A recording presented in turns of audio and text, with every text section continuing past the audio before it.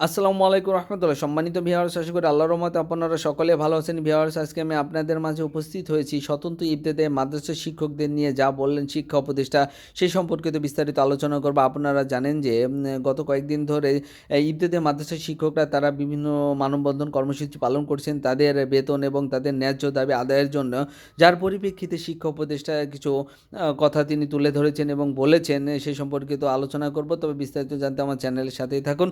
তবে ছোট্ট একটি রিকোয়েস্ট, আপনি যদি আমার চ্যানেলে নতুন হয়ে থাকুন তাহলে চ্যানেলটি সাবস্ক্রাইব করুন এবং পাশে থাকা বেল আইকনটি বাজিয়ে দিন। শিক্ষা উপদেষ্টা অধ্যাপক ডক্টর ওয়াহিদুদ্দিন মাহমুদ বলেছেন, স্বতন্ত্র ইবতেদায়ী মাদ্রাসার শিক্ষকরা প্রাথমিকের সমমান, অথচ প্রাথমিকের জাতীয়করণ হয়েছে কিন্তু ইবতেদায়ীকে বাইরে রাখা হয়েছে। ইবতেদায়ী মাদ্রাসার শিক্ষকদের বেতন 1500 টাকা, প্রধান শিক্ষকের বেতন 3000 টাকা মাত্র। তাদের সমস্যাটাই জেনুইন।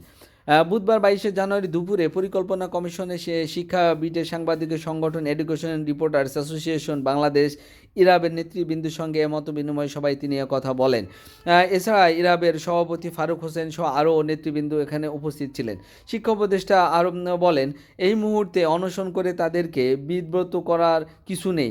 এটি এটি না করে বরং কি করা যায় সেই চিন্তা করতে আমাদেরকে সময় দিন। অগ্রাধিকার অনুযায়ী আমরা যাতে কাজ শুরু করে দিতে পারি, আমরা শুরু করতে দিতে যাই, যাতে পরবর্তী সরকার যেই আসুক না কেন যাতে এই সকল ইবতেদায়ী শিক্ষকদের বঞ্চিত না করতে পারে। এদের জন্য কি করা প্রয়োজন সেই বিষয়ে তারা পদক্ষেপ নিতে পারেন। তবে শিক্ষা উপদেষ্টা তিনি বলেন, তিনি যদিও থাকেন তাহলে পরবর্তীতে তিনি এই বিষয় নিয়ে আরও বিস্তারিত এবং গুরুত্বপূর্ণভাবে তিনি দায়িত্ব পালন করবেন। তিনি বলেন, বেসরকারি শিক্ষকদের এমপিওভুক্তিতে আর্থিক লেনদেনের বেশি অভিযোগ আসছে। আগে শিক্ষা ভবনে এমপিও দেওয়া হলেও এখন তা মাউসির 9টি আঞ্চলিক কার্যালয়ের মাধ্যমে দেওয়া হচ্ছে। এমপিওভুক্ত দুর্নীতি অর্থ লেনদেন এড়াতে এনটিআরসির মাধ্যমে নিয়োগ সুপারিশ এবং এমপিও একসঙ্গে সম্পূর্ণ করা হবে।